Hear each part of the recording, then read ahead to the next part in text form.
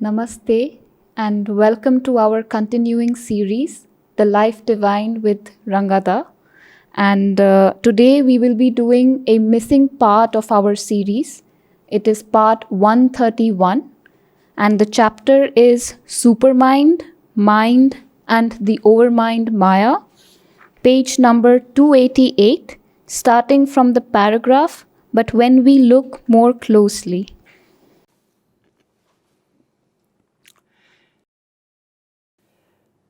So, when we want to redo a para, we have to get the reference of what he has said earlier. Otherwise, it is not very clear. So, what I propose to do now is to tell you roughly. I'll read out the summaries of the two previous paras and then we'll see what he's saying. It's a big para. It's about 2 pages. So, we'll do that first. We'll get the summary of what he's saying, so we know exactly what he's going to talk about. Then we go into each sentence to see the language and the subtlety of the ideas. Okay, so I'm going to read out the summaries of the earlier paras so that we get the sense of continuity. Srimna said in the earlier ones, we have seen, this is my language, this is not Srimna's language. We have seen the principle of the connection between the superconscient and the inconscient or the subconscient. But these two are at opposite poles in the scale of existence. The one becomes the many, the infinite tapers off into the finites of the universe, the formless puts on forms, the permanent becomes the transient, the timeless and spaceless becomes transient and dimensional space. This is the basic idea that we are starting with. We may examine one aspect of this polarity to see the relation of the mind of knowledge to the mind of ignorance. The former is a truth consciousness. The mind of knowledge is a truth consciousness, and the latter is a limited mind of man in ignorance. These two are so far apart from each other that it seems the connection between the two without intermediary gradations. It looks as though there are no gradations between the two. The mortal mind of man is in ignorance. It seeks for truth. The supramental, the higher element, is an eternal possession of the truth. Its formations are realities. The thoughts of the mortal mind are artificial constructions, temporary images in the brain. Of course, this mind is much hampered by the downward pull of the grossness of matter and the impurities of the vital. There must be some transitional gradation between the two opposite poles. Which are they? To repeat, the superconscient and the inconscient. There must be gradations of consciousness in different planes, you say. In the involutionary downward descent, there have to be intermediate steps by logical necessity. In the evolutionary ascent, the intervening steps are a practical necessity. The first one refers to the divine descending into the world, and the second one by yoga, you are raising your consciousness and going up from where you came.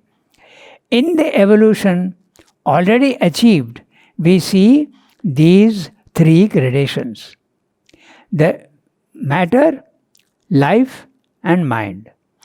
Intermediate energy creates organized matter. Matter is organized. The number of electrons determines the nature of the element. It is organized. The inconscient is not organized. Okay? Inanimate matter produces subconscient life and forms plants. The subconscient life produces sense-based life forms, insects, lower animals. He is giving you the gradations. Okay? The animal life develops into mentalized life. Intelligent life seeks even to go beyond itself. So, the sequential steps clearly establish the need for transitional steps between the mind of knowledge and the mind of ignorance. What he's saying is that since what has already happened What is already, the evolution has come up to 3 stages, matter, life, mind. We see that there is a gradation. So there must be a gradation also on top. Okay? So this is what he says in one para. Then in the next para, which we will read now, and then we'll go to what the missing text is. If these intervening steps do exist, they are superconscient to man because he is limited to the present mental level. Even if they exist, they don't seem to be available to us. The higher mind, illumined mind, intuitive mind, these things we don't see easily. What is below him seems to be unconscious, free of all consciousness. When we look at matter, there doesn't seem to be any consciousness there. He cannot gauge the different degrees of the subconscious. Animals, plants, unicellular organisms, matter. These are the grades in the subconscious. Man knows nothing of what is above him, nor does he know what is below him. There. This is very similar to the phenomenon of sound and light. Below a certain decibel level, nor above a certain decibel level, can man hear anything. Similarly, he cannot see the infrared nor the ultraviolet. His senses are limited to a certain range. So consciousness also is subject to the same law. It can only see a certain range of consciousness. Above it can't, below it can't. That's what he's saying. Similarly, he cannot see the infrared nor the ultraviolet. Likewise, man knows very little of the total cosmic consciousness. A very small range of the total consciousness is available to him. He neither knows the animal nor the gods above him. Okay? It looks then as if he has no links to the totality of consciousness. Nature seems to have limited him to his mental consciousness only. It seems that man cannot rise above his own level. Now Srimdo says, but is it really that, or is it only an appearance? This is what he said in the 2 para before this. Now we come to what we have to do. This is a missing portion. It was episode 131 or something. Yes. And today we are just filling in that one. So again what I do, I'll tell you what he is saying in the para. Then it will be easy to follow his language. Okay? Because it's a big 2.5 pages para. So if you get the basic idea of what he's saying, we'll follow his arguments. Okay? He's saying, is it really that these higher planes of consciousness are close to man? Now he says, when we look closely, we find that this first view is deceptive. There are 4 things that deny this view that man cannot rise to the higher levels of consciousness. The first is intuition. It's a capacity in man, however rare, to access supramental knowledge. Supramental knowledge above the mind. Not supramental in some sense, but supramental above the mind. Okay? The second link is the impersonality of the self. He can experience the cosmic consciousness when he meets the impersonal. The third is the phenomenon of genius. The genius is one who has availed himself in knowledge above the mind. The last and fourth link is spiritual experience that opens the gate of the superconscious to him. This is the gist of what he is going to say in the para that we are going to read now. But we go into each sentence and we see how he develops the theme. Now, I read each sentence and if necessary we'll discuss it. But when we look more closely, we perceive that this normality is deceptive and that in fact there are several directions in which the human mind reaches beyond itself, tends towards self-exceeding. These are precisely the necessary lines of contact or veiled or half-veiled passages which connect it with higher grades of consciousness of the self-manifesting spirit. First, we have noted the place of intuition. Intuition occupies in the human means of knowledge. And intuition is in its very nature a projection of the characteristic action of these higher grades into the mind of ignorance. So, I don't remember whether he's going to define, but intuition is knowledge that comes into the mind without the process of thought nor logic. It just comes like a drop of light. Okay. Interesting examples are there. We know very well that our famous mathematician Ramanujam, he used to get intuition and he used to attribute it to his goddess Saraswati. He used to say that she is the one who is sending me these, and there is no logic involved at all in what he used to do. In fact, his mentor, Hardy, the mathematician, he recognized his genius, but he always asked him to prove his theorems. But he couldn't do it because there is no logic to it. Intuition is not logic. It is above the mind, and he is to receive those, and he is to receive them infallibly. A good example of intuition. I think he wrote about, one mathematician friend of mine told me, about 3,000 equations he wrote. And all of them are being proved today. I think some are still not being proved. But logically they can be proved now. So that was intuition. Simply straight descent into the mind. First we have noted the place of intuition. Intuition occupies in the human means of knowledge, and intuition is in its very nature a projection of the characteristic action of these higher grades into the mind of ignorance.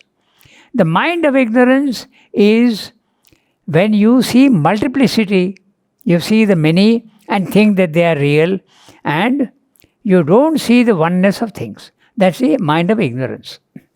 It is true that in human mind, its action is largely hidden by the interventions of our normal intelligence. This is a very interesting statement that he is making.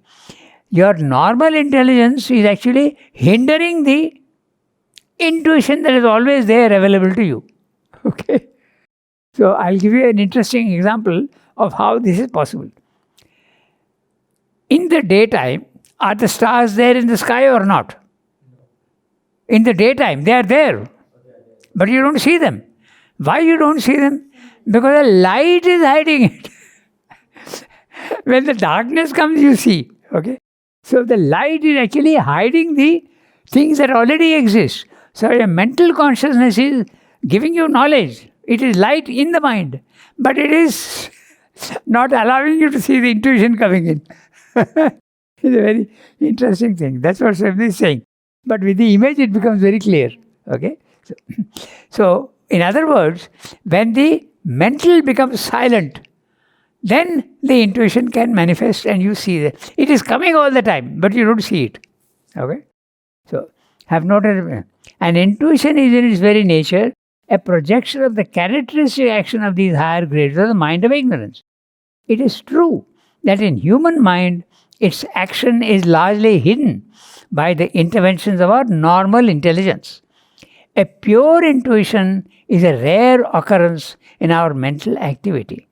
For what we call by the name is usually a point of direct knowledge which is immediately caught and coated over with the mental stuff, so that it serves only as an invisible or a very tiny nucleus of a crystallization which is in its mass intellectual or otherwise mental in character.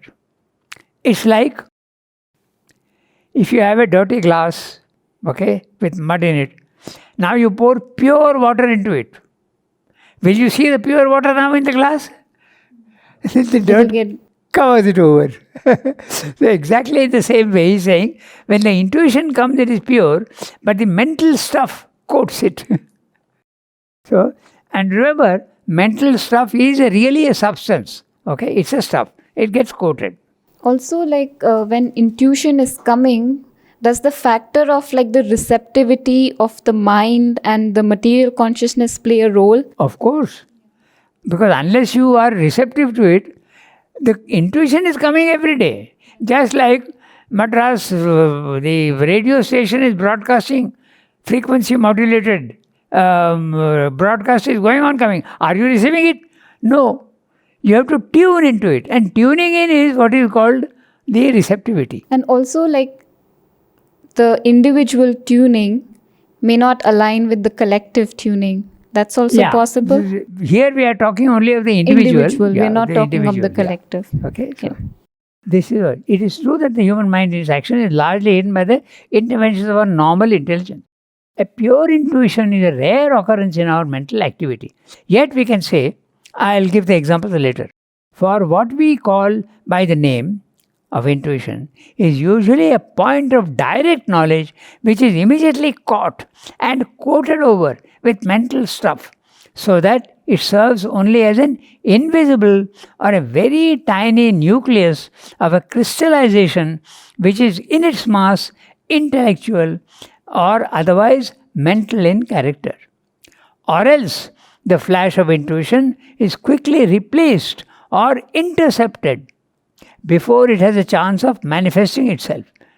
So, very interesting. He's giving you actually the mechanism of how it comes. The intuition comes in, but the mind is dominant in the normal mind, and it quickly gets this and replaces it with another word. This is a phenomenon that occurs when you are reading a text. Okay, I'll tell you, it's a very interesting phenomenon and very similar to this. When we are reading in class, okay, the children are reading, not uncommon at all. They are reading and understanding, and they replace the textual word with their own word. They substitute it with a synonym. So they have understood correctly, but they are substituting it. Look what Sridhar is saying. He's saying when the intuition comes in, you replace it with your own mental thought. It's highly interesting. Okay. Each thing that Sridhar says is so interesting that you have to see what he's saying here. Okay. So he's saying it can be replaced. That's one. Okay. Is quickly replaced or intercepted. That means it is not fully replaced, but there's a mental thing that comes and influences that intuition. Okay. And also, like, when intuition is coming, it can get mixed by our like mental and vital. That's exactly what he's saying by intercepting. Right. There is a mixture of your thought and the intuition. Okay. Before it has a chance of manifesting itself, by a rapid imitative mental movement, okay, insight or quick perception or some swift leaping process of thought which owes its appearance to the stimulus of the coming intuition but obstructs its entry and covers it with a substituted mental suggestion, true or erroneous, but in either case, not the authentic intuitive movement. So it has gone into great detail. It can be replaced, or it can be intercepted, or it can be very quickly changed. So he is giving all these. In any case, when it comes into the mind, it gets coated over with mental substance and is not the authentic intuitive movement. Nevertheless, the fact of this intervention from above, the fact that behind all our original thinking and authentic perception of things, there is a veiled, a half-veiled, or a swift, unveiled intuitive element, is enough to establish a connection between mind and what is above it. But he has told you it is rare, but it can come down pure also. It opens a passage of communication and of entry into the superior spirit ranges. There is also the reaching out of mind to exceed the personal ego limitation, to see things in a certain impersonality and universality. There is the second thing. So the first thing he says, intuition is very clearly one element which allows man to contact the higher planes of consciousness. Now he talks about the second way you can rise to the higher levels of consciousness. Impersonality is the first character of cosmic self. When you make your mind silent, and not everybody can do that, but if you succeed somehow to do that, Your consciousness rises into the levels of the spiritual planes of consciousness, and you can experience, not necessarily, but you can experience a universal cosmic consciousness. In the cosmic consciousness, you lose your personality. Your personality is your identification with body, life, and mind. You feel yourself to be vast and infinite, this impersonal. And we give a good example of impersonality by the grain of salt. The grain of salt is very, very personal. It's got features. It's got color, shape, weight, size, form. And you throw that into water, the form, color, size, shape disappears. But the saltiness is now everywhere.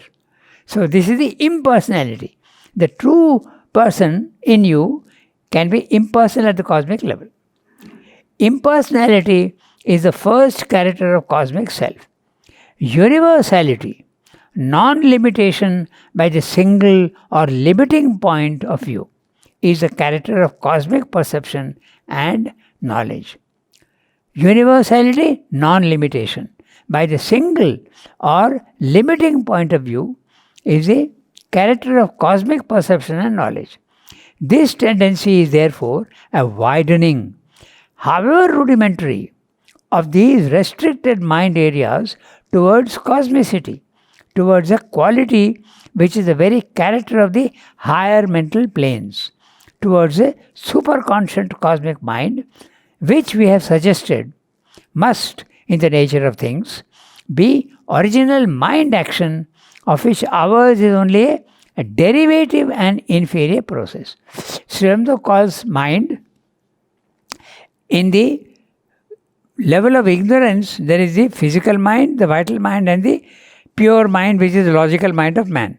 But he calls the higher levels of consciousness also mental consciousness. There is a higher mind, element mind, intuitive mind, and overmind.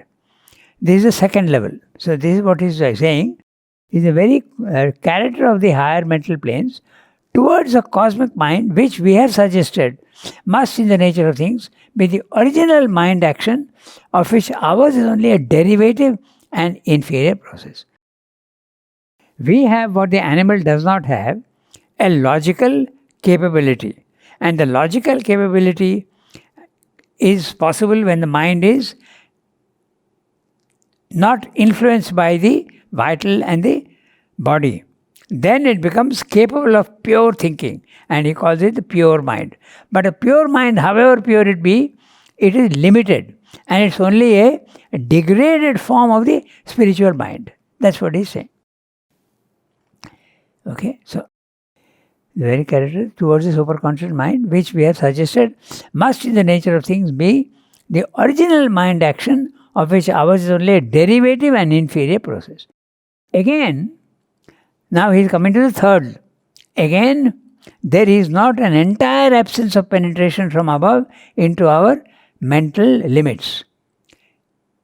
Again, there is not an entire absence of penetration from above into our mental limits. Other possibilities are there, and that's he is speaking of genius now.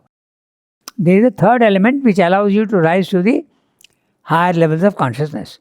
The phenomena of genius are really the result of such a penetration.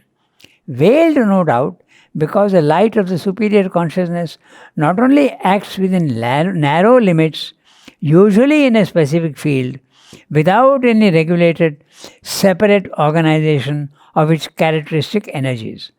Often indeed, quite fitfully, erratically, with a supernormal or abnormal, irresponsible governance.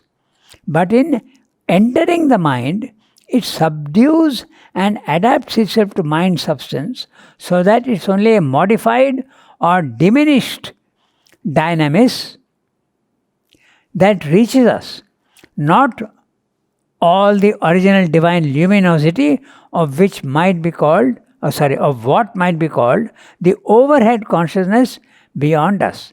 Now, this is a very interesting thing what he's saying. I'll read that phrase again and we'll look at what he's saying. Often, indeed, quite fitfully, erratically, with a supernormal or abnormal, irresponsible governance. What he means is a phenomena well known in yogic circles. It is what is called the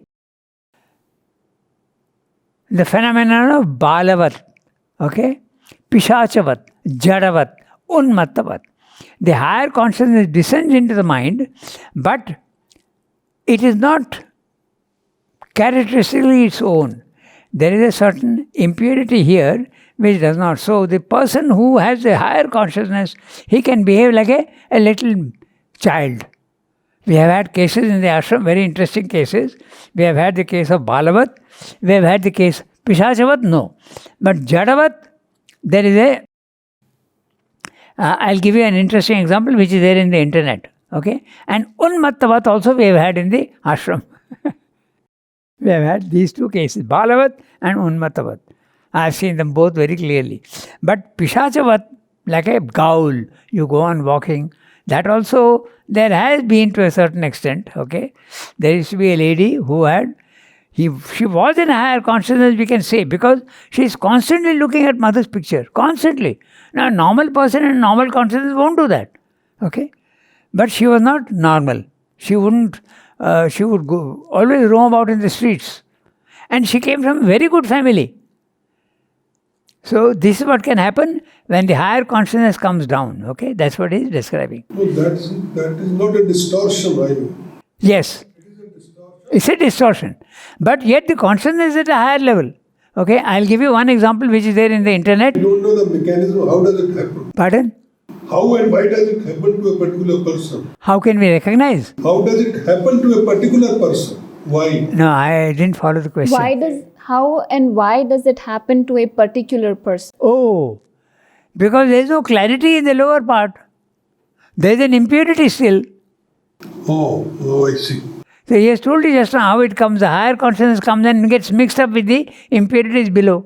There is no clarity. So there is a little bit of confusion. So this Balavat, I'll give you an interesting example. Balvat, Unmat and Pishachvat. Pishachavat we have not had. We have not seen in the ashram. No, okay. You said that one lady you were concerned. Pardon?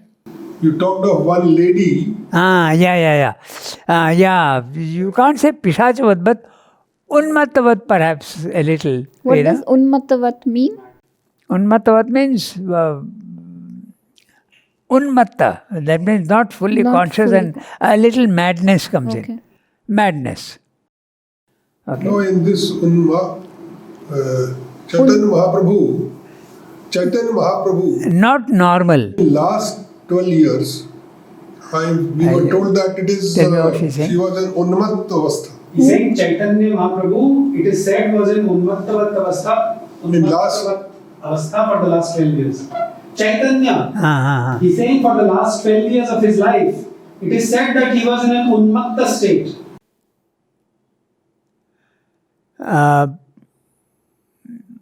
I don't know what that would mean exactly. Maybe they are using the word in a different sense. But Unmattavat means not normal, mad. A little madness is there. So this is what can happen. And he is listing all this under genius. Okay. So they are all part of genius. Part of?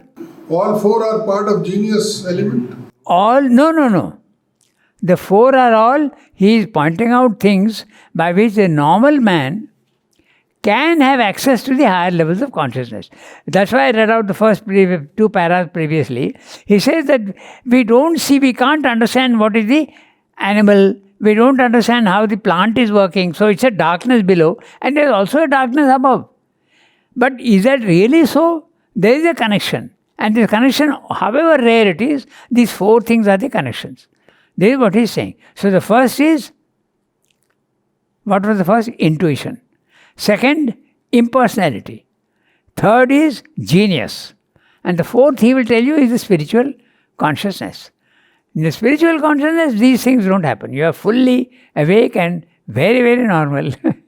Regarding these four words which you are using, so on page 243 of the Life Divine, in the CWSA edition, So by footnotes, what he has written in English, so by footnotes they have given the corresponding four Sanskrit terms. Jadavat, Balavat, Unmattavat and Pishachavat. Yes. So I know that. why I am saying this is because for this, can we make the direct mapping like this? I am not so sure because it was done earlier. I'll tell you. I'll tell you why I'm sure. Look at the words carefully. Because there also he uses the same words. Okay? I'll tell you, see. He's saying, often indeed quite fitfully, number one. Erratically, number two. Supernormal or abnormal, irresponsible. The word irresponsible is repeated there in the other passage. So there is very clearly he is referring to that. But there is no fourth. Like if there are four, then there should be four here, no? Balavat, Unmattavat. No, here he is not talking about Balavat. I am telling you. I am telling you. The four that he is speaking about is the first is intuition, the second is impersonality, the third is genius, under which he is saying this. Okay? When the genius is something which descends into you, you can receive it purely or you may not receive purely. If you don't receive, this is what happens. Irresponsible, abnormal and irresponsible. Very clearly he is referring to this phenomena. Irresponsible, fretful. Pardon? Fitful. Fitful, So it is erratic. Your behavior is not normal, erratic. Supernormal or abnormal, irresponsible. It is not a constant conscious. Yeah. See, I'll give you one example of, in Tamil Nadu, this gentleman died in 1980s, in the 80s he died, 85 or so. He was this exactly Jadavat. He would just sit and do nothing at all. But many people recognize that he has got a capacity and he lives at a higher level of consciousness. So they would come and feed him and bathe him even. He will accept whatever you give him, but he will not do anything by himself. He will neither take a bath nor eat. You give him food, he will eat. You give him even a bidi and he will smoke. Irresponsible. And if you put a mala on him, he will accept quietly. But by himself, he will do nothing at all. It's a very interesting case. That is the irresponsible. They're saying he uses the word irresponsible. Doesn't do anything at all. Jadavat. But how do we know that he is at a higher level of consciousness? Because he used to make forecasts. People used to come and tell them, and he used to tell them what to do and what not to do. Often in symbolic terms.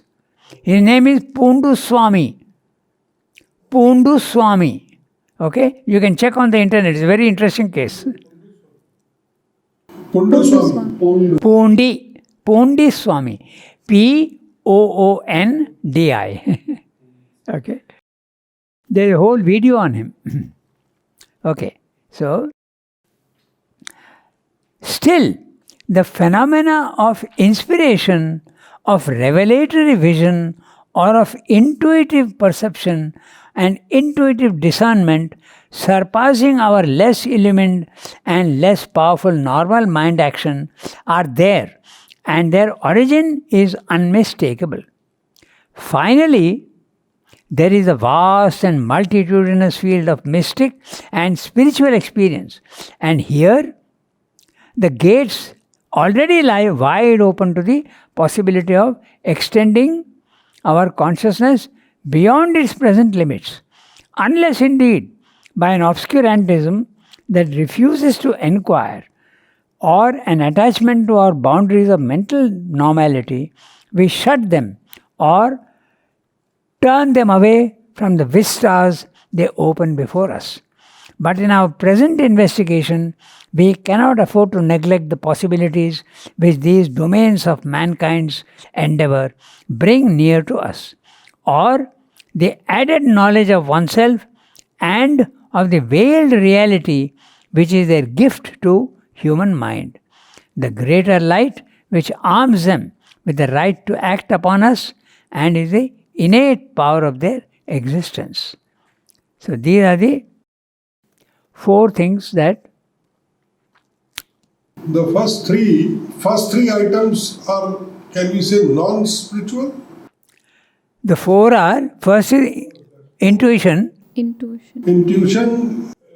impersonality, genius, and They are spiritual. also spiritual? No. No, they are not spiritual because you are in the lower consciousness. Only a contact has been made. But then when you are living in the intuitive plane of consciousness, then doesn't it become spiritual? Then yes. Yes. But only when you're getting glimpses, then it's Yeah. not, because you are not fully awakened to the intuitive plane. That's right. Right. Impersonality, yes. It's a spiritual consciousness because you rise to the cosmic consciousness level. That is spiritual. But not necessarily genius. You are open to, in fact, there is a very interesting movie, okay? He was a genius, no doubt, because he was receiving, but erratically, and he was not psychologically normal. The film name is A Beautiful Mind. Yes. It's a story of a Nobel Prize winner, but he was psychologically unstable. But he was a brilliant, he was receiving things, but erratically. But can the mental disequilibrium be a consequence of the force and the energy Yes, he is also, receiving? if the Aadhaar is not ready, that can happen. So when we were talking about genius and the four consequences of it, so it can be because the Aadhaar is not ready to receive the force of genius. That is or common to everything, yeah. even the intuitive plane. Intuitive plane, definitely. You are not rising to the intuitive plane. Right. The intuition is descending into you. Right. When you rise to the intuitive plane, it's a very high level of consciousness. Yeah. And also, like, there is a movie on Ramanujan. There's a movie called Ramanujan, and in that movie, they sort of explain that since he was receiving so much of power and inspiration in his equations, it did have a bodily impact. Like in the movie, they show that he suffered some sort of an attack, but it can be a medical thing, or it's very difficult to say. No, there are two reasons for that. Okay. He lived a very short life. He died in the 1930s. Right. That's because he was a Pakka South Indian Brahmin vegetarian. And he comes from the south of India. He was there in Kumbakonam. I think as far as I remember, he was in Kumbakonam.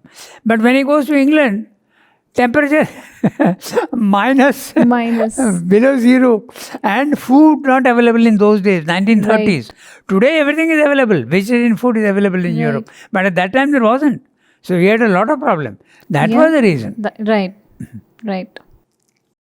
How do we view manifestation of Jada Bharat? Jada Bharat. How do can we classify or we can treat him? Jadavat means Jada Bharat. Jada Bharat. He is referring to the story from Bhagavad Puran of a person who was named Jada Bharat.